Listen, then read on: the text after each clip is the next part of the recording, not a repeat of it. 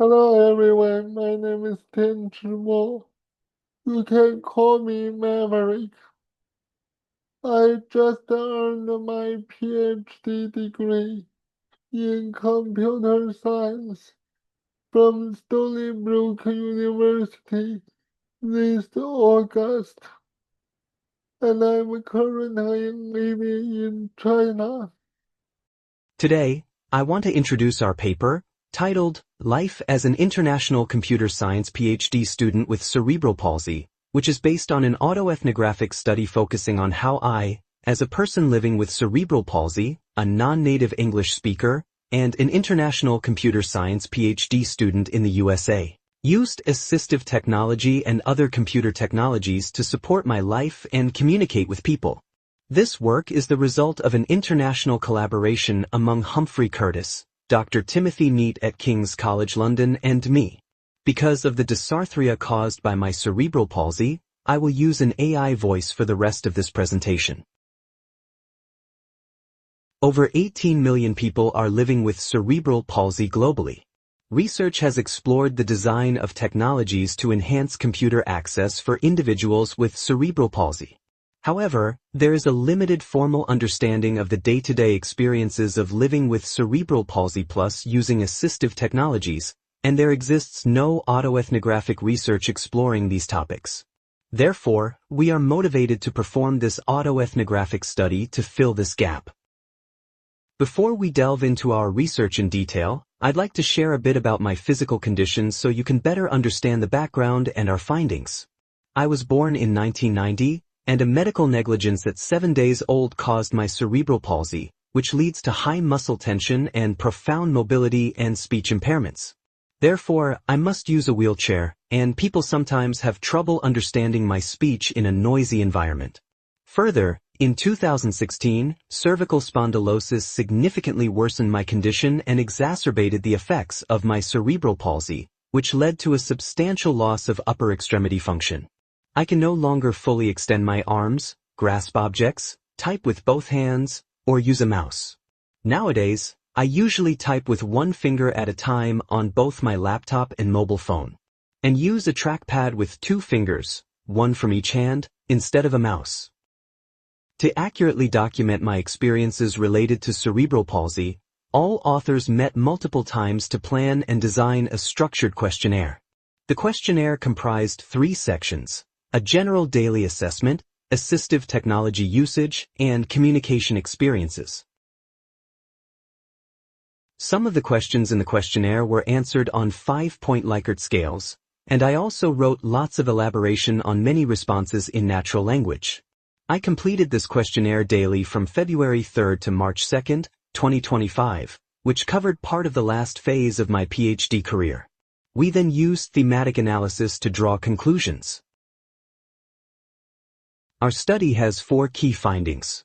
First, a person living with cerebral palsy can demonstrate resilience through technical proficiency and creative adaptations of mainstream technologies. Second, communication challenges can complicate access to community support. Third, invisible labor can make using assistive technology painful. And fourth, people with cerebral palsy's reliance on care and technology exposes fragile interdependencies. Let's see some examples. Concerning the resilience through technical proficiency and creative adaptations of mainstream technologies, here is an interesting example. I have a laptop and a desktop.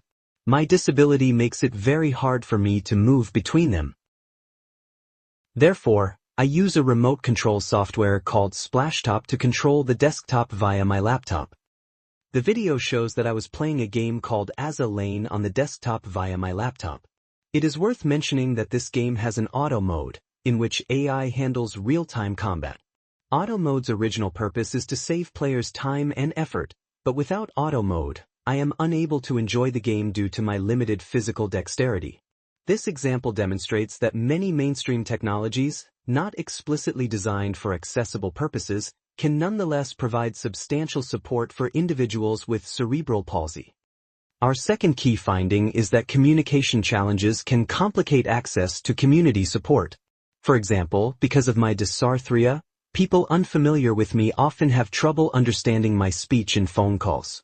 Pronunciation-related communication breakdowns sometimes occur when I call the university's accessible van services. My autoethnographic diary recorded that one day, I wanted the van at 12:45 p.m., but people always have trouble understanding me saying 12. I repeated it dozens of times. I eventually had to rely on my father, who doesn't know English. I told him how to say it, and the dispatcher understood my father. In a noisy, in-person circumstance, I sometimes write what I want to say on my cell phone beforehand and show it to people for more efficient communication. This method works quite well when the conversation is short and predictable, but it is less effective for longer conversations. The picture on the right shows the screen of my phone with my timetable. I showed it to the accessible van driver and asked him to confirm with the dispatcher. Our third finding highlights the invisible labor involved in using assistive technologies.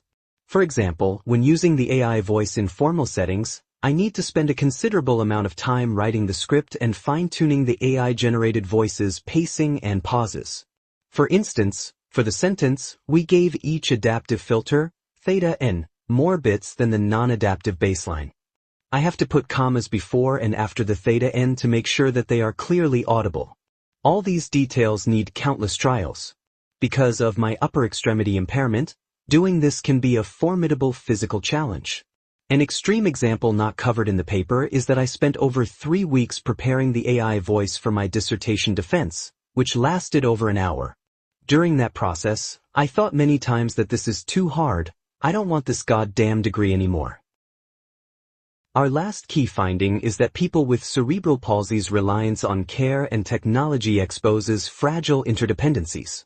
For example, my father is my sole caregiver in the United States, and his physical condition can heavily influence my quality of life.